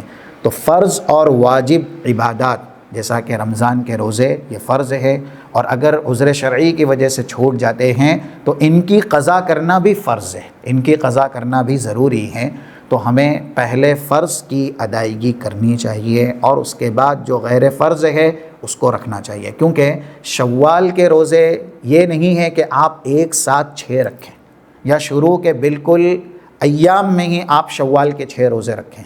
شوال کے 6 روزے حدیث میں ہی ہیں، اتبعہ 6 من شوال، پورے مہینے میں آپ کبھی بھی رکھ سکتے ہیں، یعنی اخیر میں بھی رکھ سکتے ہیں، شروع میں بھی رکھ سکتے ہیں، بیچ میں بھی رکھ سکتے ہیں، لگاتار اگر ہم اور آپ کی استطاعت ہے، یعنی بغیر ناغہ اس طریقے سے بھی ہم رکھ سکتے ہیں، یا ایک دن چھوڑ کے 2 دن چھوڑ کر کے جیسی سہولت ہے اس طریقے سے بھی یہ 6 روزے ہم رکھ سکتے ہیں۔ بس شوال میں یہ 6 روزے رکھنا ہے۔ اور اسی سوال سے ہی ملتا جلتا ایک دوسرا جز، اگر کوئی شخص شوال میں فرض کی قضا نہیں کرتا اور وہ شوال کے 6 روزے رکھ لیتا ہے تو کیا ان 6 روزوں کی جو نیکی ہے یا اس کا اجر و ثواب ہے وہ اس کو ملے گا؟ تو اس میں بھی صحیح ترین قول یہی ہے کہ انسان اگر شوال کے روزے رکھ لے رہا ہے، فرض کی قضا اس نے نہیں کی جو کہ بہتر ہے، اور فرض کی قضا ہی اس کو پہلے کرنی چاہیے لیکن نہیں کی، تو شوال کے روزوں کا اس کو اجر و ثواب ملے گا۔ اور دوسرا سوال اسی سے ملتا جلتا، کیا فرض روزوں کی قضا کے ساتھ شوال کے روزوں کی بھی نیت ملائی جا سکتی ہے؟ تو فرض روزوں کی قضا کے ساتھ شوال کے روزوں کی نیت نہیں ملائی جا سکتی۔ کیوں؟ شوال کے روزے مستقل ہیں اور فرض کا روزہ یہ بھی مستقل ہے۔ جب دونوں عبادتیں اپنی اہمیت رکھتی ہوں یا دونوں عبادتیں مستقل ہوں تو پھر ان عبادتوں کو ایک دوسرے کے ساتھ نہیں ملایا جا سکتا۔ مثلا ظہر کی بھی 4 رکعت ہے، عصر کی بھی 4 رکعت ہے۔ اب کوئی انسان ظہر کی نیت میں عصر کی نیت کر لے اور 4 رکعت ظہر کی پڑھے اور یہ سوچے کہ میری عصر بھی ادا ہو گئی، حاشا وکلا، ہرگز بھی نہیں۔ تو ظہر مستقل عبادت ہے، عصر یہ بھی مستقل عبادت ہے، دونوں کی نیت یہ مستقل ہوگی اور دونوں کو ان کے وقت پہ ادا کرنا ہوگا۔ ان دونوں عبادتوں کو ایک نیت کے ساتھ ملا کر کے ہم صرف ظہر پڑھ لیں اور اس میں ہماری عصر بھی ہو جائے، ایسا نہیں ہے۔ تو جو شوال کے روزے ہیں وہ بھی مستقل ہے کیونکہ یہ موقد روزے ہیں، ان کو کہا گیا موقد روزے، اس کی تاکید ہے، اور یہ فرض سے مل رہے ہیں، اسی لیے فرض کا جو ثواب ہے وہ ان کا بھی ثواب بنا دیا جا رہا ہے نا۔ 30 روزے تو فرض ہیں، صرف 6 روزے غیر فرض ہیں، لیکن ثواب میں تو وہ سب کے سب برابر ہو رہے ہیں۔ اللہ کے نبی صلی اللہ علیہ وسلم کہہ رہے ہیں کہ پورے سال بھر کا اجر و ثواب دیا جائے گا۔ تو شوال کے روزوں کے ساتھ فرض قضا کی نیت نہیں کی جا سکتی، یا فرض جو روزے چھوٹ گئے ہیں ان کی قضا کے ساتھ شوال کے روزوں کی نیت شامل نہیں کی جا سکتی، دونوں کو الگ الگ رکھنے ہوں گے۔ ہاں یہ ہو سکتا ہے، اسی سوال سے ملتا جلتا ایک جز، کہ انسان شوال کے روزے رکھے اور یوم الاثنین کے دن رکھے، منڈے کے دن، یا ایسے ہی یوم الخمیس جو تھرسڈے ہے اس دن رکھے، تو وہ شوال کی نیت کرے گا اور اسی نیت کے ساتھ یوم الاثنین کی نیت ملا لے گا، یوم الخمیس کی نیت ملا لے گا، کیونکہ وہ عبادت اس عبادت سے چھوٹی عبادت ہیں، وہ بڑی عبادت میں داخل ہو سکتی ہے، تو اس کو ایک روزہ رکھنے پر شوال کے روزوں کی ہی نیت کرنی ہے، اور پھر بعد میں منڈے کے دن رکھ رہا ہے تو منڈے کے دن روزہ رکھنے کی نیت ملانی ہے شوال کے روزوں کی نیت کے ساتھ، یعنی ارادہ ہی کر لینا ہے کہ میں شوال کا رکھ رہا ہوں لیکن منڈے کے دن، تاکہ اس روزے کا بھی اجر و ثواب مجھے ملے، زبان سے کچھ کہنے کی ضرورت نہیں ہے، تو اس کو ایک روزہ رکھنے پر شوال کے روزے کا بھی اجر و ثواب ملے گا، اور جو منڈے کے دن روزہ رکھنے کی فضیلت ہے وہ بھی اس کو ملے گی۔ یہ عمل کیا جا سکتا ہے۔ جی، زکوٰۃ الفطر کتنا دینا ہے اور کب دینا ہے؟ یہ سوال بھی بڑا اہم ہے اور بالکل حالات کے موافق ہے۔ زکوٰۃ الفطر ادائیگی کتنی کرنی ہے، کس کی طرف سے کرنی ہے، کب کرنی ہے؟ امام بخاری نے چند ایک حدیثیں نقل کی ہیں جس کا نمبر ہے 1503، 1503 سے لے کر کے تقریباً 1511 1512، یعنی کچھ حدیثیں ایک ساتھ نقل ہوئی ہیں صحیح بخاری میں، اور الفاظ ہیں فرض رسول اللہ صلی اللہ علیہ وسلم صدقۃ الفطر صاعا من تمر او صاعا من شعیر علی الحر والعبد والذکر والانثى والصغیر والکبیر من المسلمین۔ یہ حدیث ہے جو صحیح بخاری میں 1503 نمبر سے موجود ہے۔ رسول اللہ صلی اللہ علیہ وسلم نے صدقۃ الفطر کو فرض قرار دیا ہے۔ کس کس پر یہ فرض ہے؟ تو آگے کہا گیا غلام ہو یا آزاد ہو، دونوں پر ہی یہ فرض ہیں، یا ایسے ہی مرد ہو خاتون ہو ان پر بھی یہ فرض ہیں، اور ساتھ ساتھ چھوٹا ہو یا بڑا ہو مسلمانوں میں سے ان پر بھی یہ فرض ہیں۔ یہاں تک کہ اسی حدیث کی روشنی میں علماء نے یہ کہا کہ رمضان میں کچھ لمحہ پہلے اگر کسی کی ولادت ہوتی ہے، یعنی تقریباً آدھا گھنٹہ ہے، 15 منٹ ہے، 10 منٹ ہے، رمضان ابھی باقی ہے، سورج غروب ہوا نہیں ہے، شوال کا چاند نظر آیا نہیں ہے، اس سے پہلے اگر کسی کے یہاں ولادت ہوتی ہے تو اس مولود کی طرف سے بھی صدقۃ الفطر ادا کیا جائے گا۔ تو یہ جو افراد ہیں مسلمانوں میں سے، ان کی طرف سے صدقہ فطر ادا کیا جائے گا، یعنی پورے اہل خانہ کی طرف سے، چھوٹا ہو بڑا ہو مرد ہو خاتون ہو، یا ایسے ہی غلاموں کا تو تصور ہے نہیں لیکن اس زمانے میں تھا، اسی لیے الفاظ حدیث آئے ہیں کہ غلام بھی ہے تو اس کی طرف سے بھی ادا کیا جائے گا۔ کتنا ادا کرنا ہے وہ بھی حدیث میں بتایا گیا، صاعا من تمر او صاعا من شعیر، 1 صاع، اور صحیح ترین قول کی روشنی میں 1 صاع جو مدینے کا پیمانہ ہے وہ مقدار کے اعتبار سے تقریباً 3 کلو ہوتا ہے، 3 کلو، ویسے 2.5 کلو سے کچھ زیادہ ہوتا ہے، کسی نے اس کو 2.25 کہا، لیکن صحیح ہے، اور زیادہ دینا یہ زیادہ اجر کا باعث ہے، کم دینے پر انسان گناہ کا شکار ہوگا، یا کم دینے سے عبادت کے اندر نقص اور کمی آئے گی، اس لیے 3 کلو علماء کا اس کے اوپر اتفاق غالباً، اس لیے 1 صاع جس کی مقدار ہے ہمارے پیمانے کے مطابق یا وزن کے مطابق 3 کلو، اگر 3 کلو غلہ اناج جو ہم کھاتے ہیں متوسط، زیادہ تر روزانہ ہمارے کھانے میں جو استعمال ہو رہا ہے وہ ہمیں 3 کلو ہر گھر کے فرد کی طرف سے ادا کرنا ہے، اس کی قیمت کتنی ہوتی ہے یہ انسان اندازہ کر لے جہاں سے بھی وہ خریدا جاتا ہے۔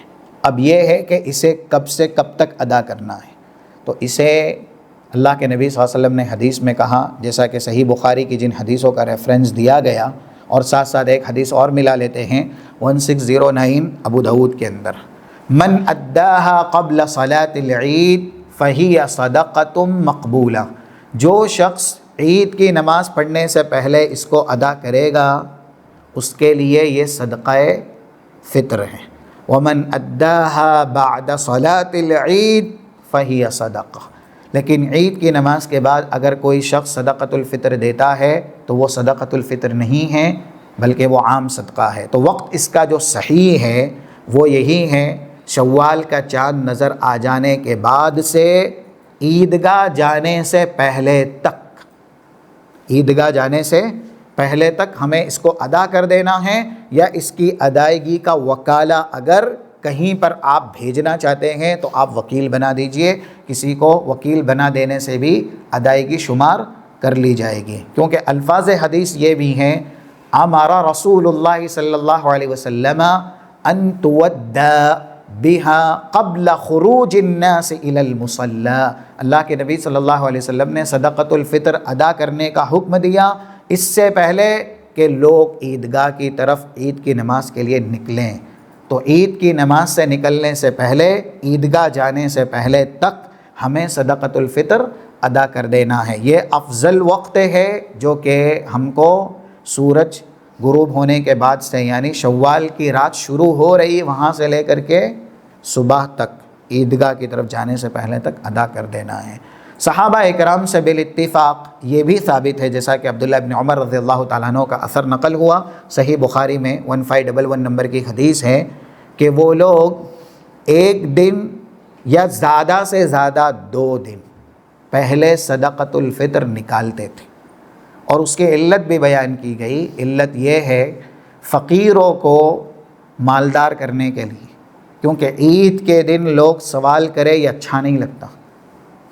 آج خوشی کا دن ہے، عید کا دن ہے، اس دن مانگنے والے آئیں صبح ہی، کیونکہ شوال کی رات بھی تو عید کی رات ہے نا. تو صحابہ اکرام یہ سمجھتے تھے کہ عید کے دن لوگ سوال کرے، بھیک مانگے، تو یہ ایک طرح سے عید کی خوشی نہیں ہے. تو جو لوگ اس کے مستحق ہیں، مسکین ہیں، فقیر ہیں، ان کے یہاں پر بھی خوشی عید کی عید سے پہلے پہنچ جائے، تاکہ وہ اچھی طرح عید کی خوشی بنا سکے یا منا سکے اور عید کی خوشی اپنے لیے بہتر کر سکے. اور دوسرا ریزن یہ بتایا گیا کہ اس زمانے میں مسکین اور فقیر دور دراز بھی رہتے تھے، وسائل اتنے نہیں تھے کہ اس دن ہی یا اتنے وقت میں ہی ان تک بھی صدقۃ الفطر پہنچا دیا جائے. اس لیے دوسرے مسکین اور فقیروں تک جو دور دراز رہتے تھے پہنچانے کے لیے ایک دن زیادہ سے زیادہ 2 دن پہلے صدقۃ الفطر نکالا جا سکتا ہے. کچھ علماء نے اس میں وسعت کی ہے، اس آخری پورے عشرے میں نکالا جا سکتا ہے. کچھ علماء نے یہاں تک کہا کہ پورے رمضان میں نکالا جا سکتا ہے. لیکن صحیح یہی ہے کہ جو اس کا افضل وقت ہے جب سے شوال کا چاند نظر آئے گا تب سے لے کر کے ہم عیدگاہ جانے سے پہلے تک اس کی ادائیگی کریں گے. اچھا، یہ صدقۃ الفطر کیوں دیا جاتا ہے؟ یہ دینے کی وجہ اللہ کے نبی صلی اللہ علیہ وسلم نے 2 بیان کی. وہی حدیث جو ابو داؤد کی ابھی بیان کی گئی 1609 نمبر کی، اللہ کے نبی صلی اللہ علیہ وسلم کا ارشاد ہے، فَإِنَّهَا طَهْرَةٌ لِلصَّائِمِينَ وَطُعْمَةٌ لِلْمَسَاكِينَ. یہ صدقۃ الفطر ہم سے بتقاضائے بشریت جن لوگوں نے روزہ رکھا ہے، نادانی میں، انجانے میں جو غلطیاں ہوئی ہیں اس کا کفارہ. ایسا نہیں کہ انسان پوری طرح گناہ کرے روزوں میں اور یہ سوچے کہ کفارہ صدقۃ الفطر تو ہے ہی تو میرے روزوں کا کفارہ تو بن ہی جائے گا. تو گناہوں پر جسارت کر کے رمضان میں اگر گناہ کیا جا رہا ہے تو انسان اگر اب کر رہا ہے تو پھر کب بچے گا، جبکہ بڑے بڑے شیاطین قید کر دیے گئے. 682 جو جامع ترمذی کی حدیث ہے. تو جو انجانے میں خطائیں ہوتی ہیں، نادانی میں، بتقاضائے بشریت، انسان کتنا بھی اچھا کرے تو بھی نقص تو ہے نا، کمی تو ہے اس میں. ہم نے عبادتیں کی ہیں لیکن ان عبادتوں میں ہمیں نہیں پتہ، بھول رہ گئی ہو، کمی رہ گئی ہو، خطائیں ہو گئی ہوں، ان ساری خطاؤں کا یہ صدقۃ الفطر کفارہ ہے روزے دار کے لیے. اور دوسرا سبب بتایا گیا طعمۃ للمساکین، یہ صدقۃ الفطر مسکینوں کا کھانا ہے. اور جب مسکینوں کا کھانا ہے تو پھر یہاں سے یہ مسئلہ بھی ثابت ہوا جو آج کل زیادہ پوچھا جا رہا ہے اور ہر بار ہی پوچھا جاتا ہے جب بھی یہ وقت قریب آتا ہے، کہ صدقۃ الفطر غلے میں دیا جائے یا کیش میں دیا جائے؟ تو دیکھیے عقل اور نقل ہم کو دونوں کا استعمال کرنا ہے۔ نقل کا مطلب کتاب و سنت کی دلیل، ٹھیک ہے، کچھ علماء نے ثابت کرنے کی کوشش کی، کچھ علماء نے اجازت دی، کچھ نے کہا کہ آپ کیش دے سکتے ہیں اور کیش دیا جائے تو بھی صدقۃ الفطر تسلیم ہو جائے گا۔ بہرحال افضلیت میں تو کسی کا بھی اختلاف نہیں ہے کہ افضل بہتر وہی ہے جس کو اللہ کے نبی صلی اللہ علیہ وسلم نے نام لے کر کے بیان کر دیا۔ ابھی بخاری کی چند حدیثوں کا حوالہ دیا گیا 1513 سے لے کر کے 1511 تک، وہاں پر یہ حدیثیں آپ کو مل جائیں گی۔ رسول اللہ نے لفظ استعمال کیا صاع من تمر، صاع من شعیر، صاع من زبیب، اور دوسرے صاع من عقط یا صاع من حنطہ۔ جب یہ سارے الفاظ ہیں کہ جو ایک سا دیا جائے، پنیر ایک سا دیا جائے، کھجور ایک سا دی جائے، یا گیہوں ایک سا دیا جائے، جب یہ الفاظ رسول اللہ استعمال کر رہے ہیں غلے کے، تو اس کا مطلب یہ ہے کہ غلہ ہی دیا جائے۔ اگر مال دینا درست ہوتا، دینار درہم دینا صحیح ہوتا، تو کیا اس زمانے میں مال نہیں تھا؟ اس زمانے میں دینار اور درہم نہیں تھا؟ اللہ کے نبی صلی اللہ علیہ وسلم حدیث میں کہہ سکتے تھے، اور تاخیر البیان عن وقت الحاجۃ لا یجوز، جو بولنا ہے اگر نہیں بولا گیا تو اس کا مطلب یہ ہے کہ وہ نہیں ہے، اس میں داخل نہیں ہے، کیونکہ شریعت اللہ کی ہے اور رب العالمین کے پاس ساری چیزوں کا علم ہے۔ یہ چیزیں بھی شامل ہو سکتی تھیں، مال دینار درہم بھی، تو اللہ کے نبی کو اللہ حکم دیتا کہ آپ غلوں کے ساتھ یہ بھی بیان کر دیں کہ جن کے لیے مال کی سہولت ہو وہ اتنا اتنا مال دے دیں۔ جیسے زکوٰۃ غلوں میں بھی ہے، زکوٰۃ مال میں بھی ہے، تو الگ سے زکوٰۃ غلے کے لیے بھی بیان ہوئی، جانور کے لیے بھی بیان ہوئی، مال کے لیے بھی بیان ہوئی۔ تو جب رسول اللہ نے کہا کہ طعمۃ للمساکین، یہ مسکینوں کا کھانا ہے، تو ہمیں کھانا ہی صدقۃ الفطر کے طور پر دینا چاہیے۔ اس کے ساتھ ایک دوسرا سوال ہے شیخ صاحب کہ فطرہ دینا یہاں مشکل ہوتا ہے سعودی میں، غریب کو ڈھونڈنا آسان نہیں ہے یہاں، کیا ہم انڈیا میں دے سکتے ہیں؟ اگر دینا ہے تو کیسا دینا ہے؟ جی، وہ سوال کا جواب ابھی ہم دے رہے ہیں۔ عقلی دلیل جو ہم نے ابھی کہی، نقلی دلیل تو ہم نے آپ کے سامنے بیان کر دی کہ رسول اللہ صلی اللہ علیہ وسلم نے غذاؤں کا نام لیا ہے، اس کا مطلب ہے کہ غذا دیں گے تو آپ کی عبادت یقینی طور پر ہو جائے گی۔ عقل یہ کہتی ہے، کچھ لوگ جو عذر بیان کرتے ہیں کہ ہم کیش اس لیے دے رہے ہیں کہ جس کو دینا ہے وہ غلہ نہیں لے رہا، وہ کہہ رہا ہے کہ مجھے کیش دو، اور اس کو کیش میں حاجتیں ہیں، ضرورتیں ہیں، عید کے تعلق سے شاپنگ کی، اس کے بچوں کی، اس کی، تو اس کی ضرورتوں کا ہم خیال کر رہے ہیں۔ دیکھیے، جب انسان اپنی عبادت کر رہا ہو نا، تو اسے اپنی عبادت کا خیال پہلے کرنا چاہیے، اپنی ضرورت یا دوسروں کی ضرورت کا خیال بعد میں کرنا چاہیے۔ تو عبادت میں اپنی ضرورت کا بھی خیال، سہولت کا بھی خیال انسان کو نہیں کرنا، تو دوسروں کی ضرورت اور دوسروں کی سہولت کا آپ خیال کیسے کریں گے؟ اور یہ جو لوگ بھی انجام دیتے ہیں، یعنی کیش وغیرہ دیتے ہیں، ان کو اپنے اندر بھی شک رہتا ہے کہ کچھ علماء نے اجازت دی ہے، دلیل تو غلے کی ہے، تو کیا پتہ ہم جو کیش کی شکل میں دے رہے ہیں ہماری عبادت ہوگی یا نہیں ہوگی۔ اب اللہ کے نبی صلی اللہ علیہ وسلم نے یہ ضابطہ بیان کیا، صحیح مسلم 1599 نمبر کے اندر موجود ہے، اور عبادت انسان کرے تو یقین والی کرے نا۔ جب عبادت میں یقین ہی نہیں ہوگا تو عبادت قبول کیسے ہوگی؟ عبادت یقین والی کرنی چاہیے، اور یقین والی عبادت غلے کے طور پر ہو رہی ہے کہ غلہ آپ دے دیں، اس کے اوپر آپ کو یقین ہے کیونکہ رسول اللہ صلی اللہ علیہ وسلم نے بیان کیا ہے۔ کسی حدیث میں مال کا تذکرہ موجود نہیں ہے جو واضح ہو، جو صریح ہو۔ ٹھیک ہے، کچھ علماء نے حدیثوں کو بیان کیا ہے اور یہ کہا ہے کہ اس کا ثبوت مل جاتا ہے، لیکن اختلاف ہے۔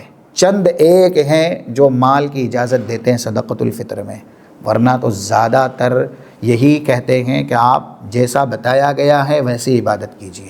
اور اللہ کے نبی کہتے ہیں دع ما یریبک الی ما لا یریبک، جو چیز شک والی ہے اس کو چھوڑ دیجیے، جس میں شک نہیں ہے اس کو آپ پکڑ لیجیے۔ اور یہاں تک صحیح مسلم میں جس کا ریفرنس دیا گیا 1599، فمن اتقى الشبہات فقد استبرأ لدینہ وعرضہ ومن وقع فی الشبہات، جیسا کہ الفاظ ہیں دوسری جگہ وقع فی الحرام، جو شک شبہ سے بچا اپنا دین بچا لے گا، اپنی عزت بچا لے گا۔ شک شبہ میں گیا تو اس کا دین بھی گیا، کیونکہ وہ عین حرام میں واقع ہو جائے گا۔ تو اب عبادت ہم جو بھی کریں یقین والی کریں۔ کسی کی ضرورت ہے تو آپ نفل صدقہ دے کر کے بھی مالی اعتبار سے اس کی ضرورت پوری کر سکتے ہیں، زکوٰۃ کا مستحق ہے تو زکوٰۃ بھی دے سکتے ہیں، یا اسی طریقے سے اور کچھ آپ ہیلپ کرنا چاہتے ہیں تبرعاً، صدقہ بھی نہیں اور زکوٰۃ بھی نہیں، تبرعاً للہ فی اللہ، تو بھی آپ اس کی مالی ضرورت پوری کر دیجئے۔ لیکن اپنی عبادت کرتے ہوئے اس کی ضرورت کا اور اس کی سہولت کا ہمیں خیال کرنا یہ درست نہیں ہے۔ ایک انسان نماز پڑھ رہا ہے، دوسرا شخص اپنی حاجتیں لے کر کے اس کے پاس آیا، تو کیا وہ نماز توڑ کے اس کی حاجت سنے گا، اس کی باتیں سنے گا، اس کی ضرورت کا خیال کرے گا؟ پہلے وہ اپنی نماز مکمل کرے گا نا، کیونکہ وہ عبادت کر رہا ہے۔ تو ہم کو ہمیشہ ہماری عبادت کے طور پہ کرنی ہے، اس لیے صدقۃ الفطر غلہ ہی نکالا جائے، کیش نہ نکالا جائے۔ اب جو سوال یہاں پر پوچھا گیا کہ مملکہ میں جو مسکین ہیں، فقیر ہیں، زیادہ تر نہیں ملتے، تو ہم کیا اپنا صدقۃ الفطر جو رہائشی ہمارے علاقے ہیں آبائی، یعنی اپنے ملک بھیج سکتے ہیں؟ تو بالکل اس کی اجازت علماء نے دی ہے۔ ہاں، آپ یہاں رہ رہے ہیں، یہاں کی قیمت آپ کو اندازاً لگانی ہوگی۔ مثلا جو چاول ہم کھاتے ہیں، یا ایسے ہی گیہوں استعمال کرتے ہیں، یا جو بھی غلہ استعمال کرتے ہیں، یا جو ہماری استطاعت ہے دینا چاہ رہے ہیں، ایک انسان اپنی استطاعت کے بقدر پنیر دینا چاہ رہا ہے 3 کلو، اب 3 کلو تقریباً پنیر کی قیمت یہاں اور انڈیا میں فرق والی ہوگی۔ یہاں کھجور وہ 3 کلو دینا چاہ رہا ہے، تو یہاں جو 3 کلو کھجور کی قیمت ہے وہ اور انڈیا میں فرق ہوگا۔ جہاں پہ ہم رہ رہے ہیں، ہم غذا کھا رہے ہیں، وہاں کی غذا 3 کلو کتنی ہے اس کی قیمت لگا کر کے وہاں پر ہم کسی کو وہ قیمت دے دیں گے، لیکن یہ کہیں گے کہ اس قیمت سے غلہ خرید کر کے تقسیم کیا جائے۔ قیمت نہیں دی جائے، قیمت دے کر کے کسی کو آپ وکیل بنائیے کہ وہ غلہ خرید کر کے پھر زیادہ سے زیادہ حصے تقسیم کر دیں۔ مثلا ہم نے ہمارا صدقۃ الفطر یہاں کی جو پرائس ہے 3 کلو چاول کی، اس قیمت کے طور پہ نکال دیا۔ اب ہم نیت تو غلہ دینے کی کر رہے، لیکن یہاں پہ کوئی مل نہیں رہا ہے۔ اب یہ قیمت ہم انڈیا میں کسی کو دیں گے اور اس کو یہ کہیں گے کہ اس میں آپ غلہ خریدیے، جو بھی خرید سکتے ہیں۔ اگر زیادہ بھی وہ خرید رہے ہیں نا، یعنی ہماری قیمت میں جو 3 کلو کا ہم نے یہاں کے اعتبار سے نکالا ہے، انڈیا میں 6 کلو غلہ آ رہا ہے، تو ظاہر ہے کہ ایک 3 کو دیا جائے گا اور دوسرا 3 کو دیا جائے گا، یا تقسیم میں آپ اور بھی راستے اختیار کر سکتے ہیں۔ ایسا بھی ضروری نہیں ہے صدقۃ الفطر میں کہ آپ ایک کو ہی پورا صدقہ دے دیں۔ صدقۃ الفطر میں ایک کو بھی دے سکتے ہیں، ایک کے علاوہ بھی دے سکتے ہیں۔ تو اگر یہاں پر آسانی سے فقیر نہیں ملتے ہیں تو ہم قیمت نکال کر کے وہاں کسی کو وکیل بنائیں گے اور وہاں پر تقسیم کروا دیں گے، لیکن جو قیمت ہم نکالیں گے وہ غلے کے لیے نکالیں گے۔ تقسیم کیا ہوگا؟ غلہ ہوگا، قیمت نہیں ہوگی۔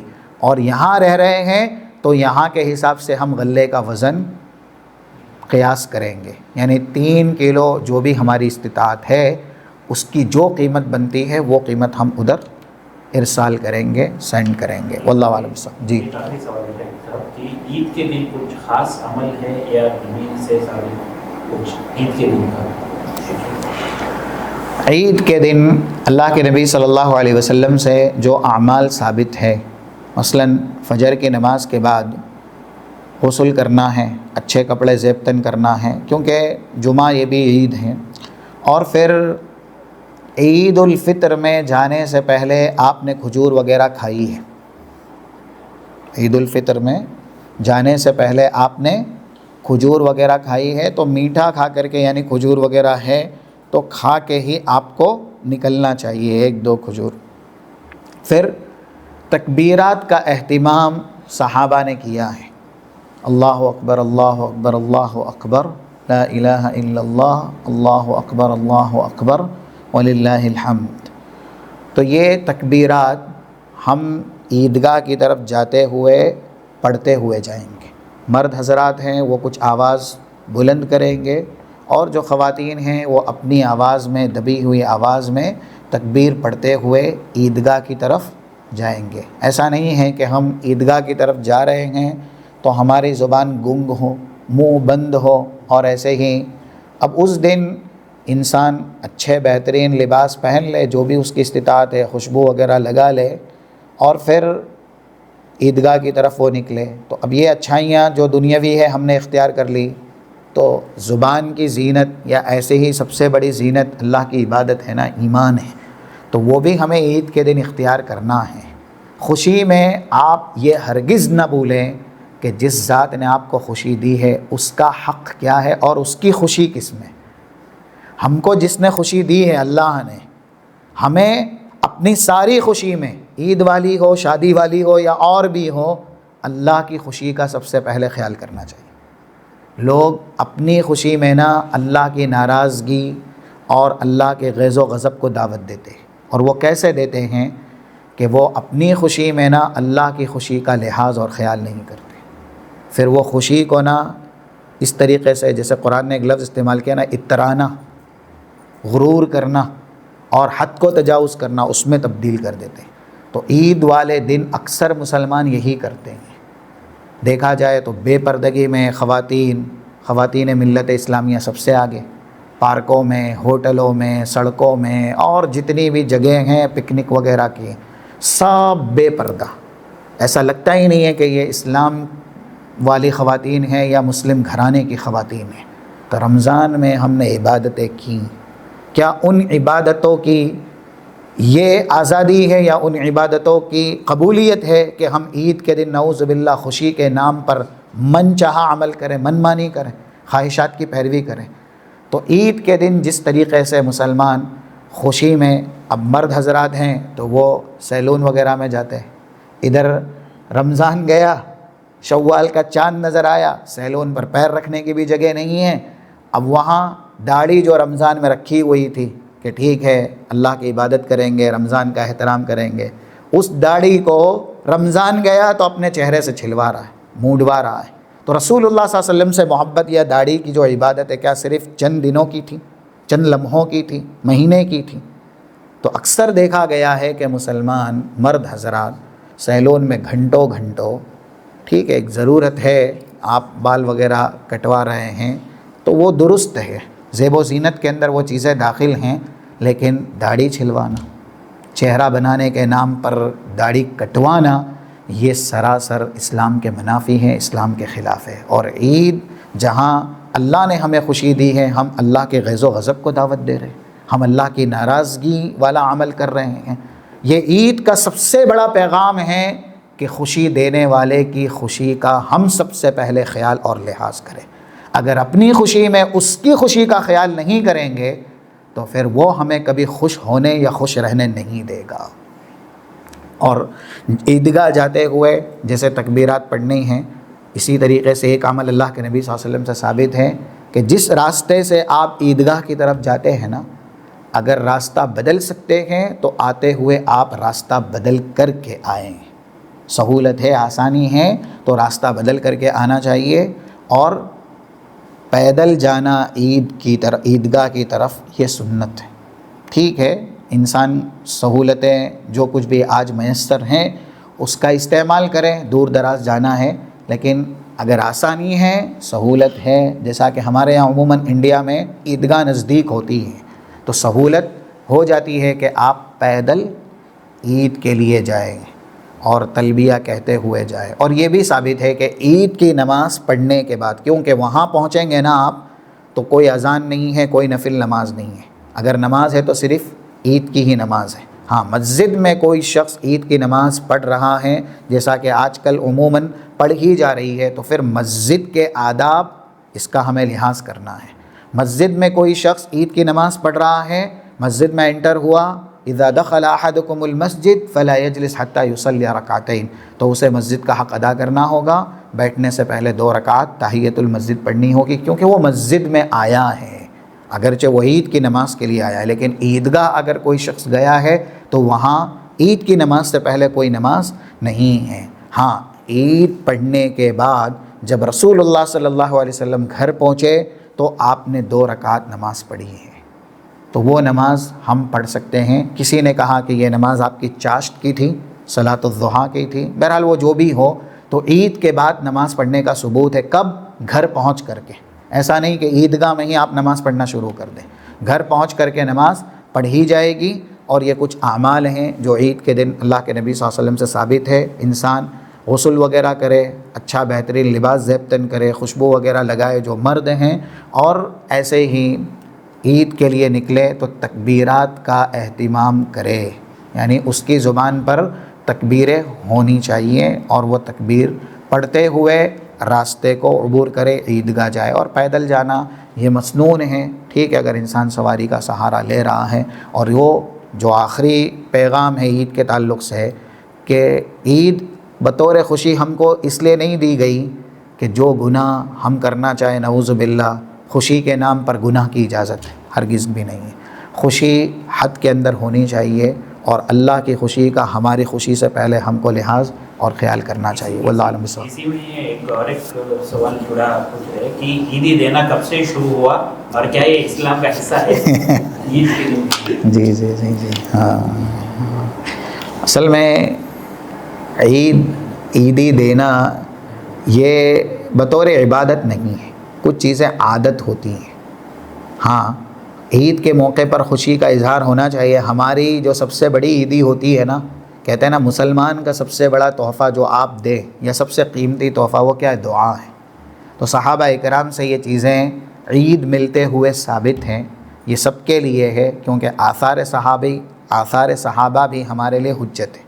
تقبل اللہ منا ومنکم، ہم اس طرح کی دعائیں دے کر کے عید ملے، یعنی عید کی خوشی کا اظہار، یہی سب سے بڑا اظہار ہونا چاہیے کہ ہم نے جو عبادتیں کی ہیں اللہ ان عبادتوں کو قبول فرمائے۔ تو یہ ایک عیدی ہے مسلمان کی طرف سے دوسرے مسلمان کے لیے، دینی عیدی، یعنی دعا سب سے بہترین تحفہ ہے، دعا سب سے بہترین سرمایہ ہے۔ اور ہم جس سے بھی عید مل رہے ہیں نا، جس میں مصافحہ کرنا صحیح ہے، کیونکہ آپ سلام کر رہے ہیں تو مصافحہ سلام کے ساتھ جڑی ہوئی عبادت ہے، لیکن جو لوگ گلے وغیرہ ملتے ہیں نا عید کے دن، یعنی معانقہ کرنا، یہ ثابت نہیں ہے۔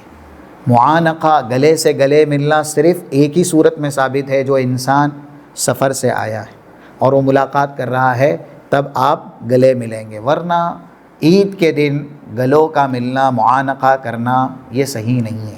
اور یہ بھی ایک عبادت ہے نا، جب آپ ہاتھ ملا رہے ہیں، مصافحہ کر رہے ہیں تو اس سے گناہ جھڑ جاتے ہیں۔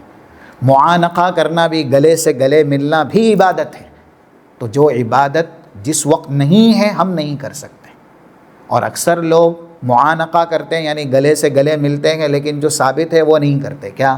یہ دعا پڑھنا، تقبل اللہ منا ومنکم، ٹھیک ہے، ہم اپنی زبان میں کہیں اللہ آپ کے لیے خوشیاں مبارک کرے، عید آپ کو مبارک ہو، یہ سارے کلمات ہم اپنی زبان میں کہہ سکتے ہیں۔ جس طریقے سے بھی ہمیں عید کی لوگوں کو مبارکبادی دینی ہے، جتنا ثابت ہے اتنا کرنا ہے۔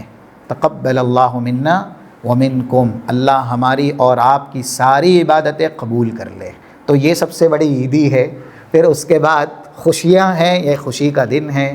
تو رسول اللہ صلی اللہ علیہ وسلم کے زمانے میں بھی کچھ چیزیں بچوں کو کھیلنے کی دی جاتی تھی، یا کھیلنے کی اجازت بھی تھی، جیسا کہ حدیثوں میں ابو داؤد وغیرہ کی روایت ہے کہ جب حضرت ابو بکر آئے، بچیاں کھیل رہی تھی یا بچے کھیل رہے تھے، گا رہے تھے، تو اللہ کے نبی صلی اللہ علیہ وسلم نے ان کو روکنے سے منع کیا کہ آج کا دن عید کا دن ہے تو ان کو کھیل لینے دو۔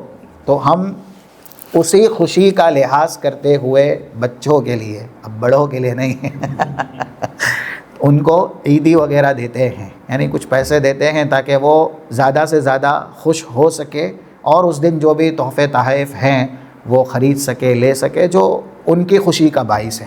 تو کھلونوں سے کھیلنا عید کے دن بچوں کا یہ ثابت ہے حدیثوں سے، ہو سکتا ہے وہیں سے ہی پھر یہ چلن ہو، ورنہ پیسے دینا عیدی کے طور پر یہ دین کا حصہ نہیں ہے، یہ ہماری عادت ہے۔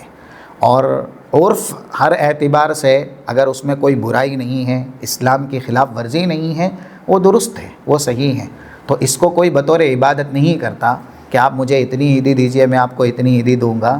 خوشی کے لیے ہر جگہ کا خوشی کا جو یعنی خوشی منانے کا انداز ہے وہ نرالا ہے، وہ الگ ہے، تو جہاں جیسی خوشی منائی گئی۔ ہاں، ہم اور آپ کے لیے، ایک دوسرے کے لیے جو سب سے بڑی عیدی ہے وہ میں نے شروع میں ہی کہا، یہ دعائیہ کلمات ہیں، کیونکہ مومن کے لیے سب سے بڑا تحفہ دعا ہے. تقبل اللہ منا ومنکم. سبحانک اللہم و بحمدک، اشہد ان لا الہ الا انت، استغفرک و اتوب الیک. السلام علیکم ورحمۃ اللہ.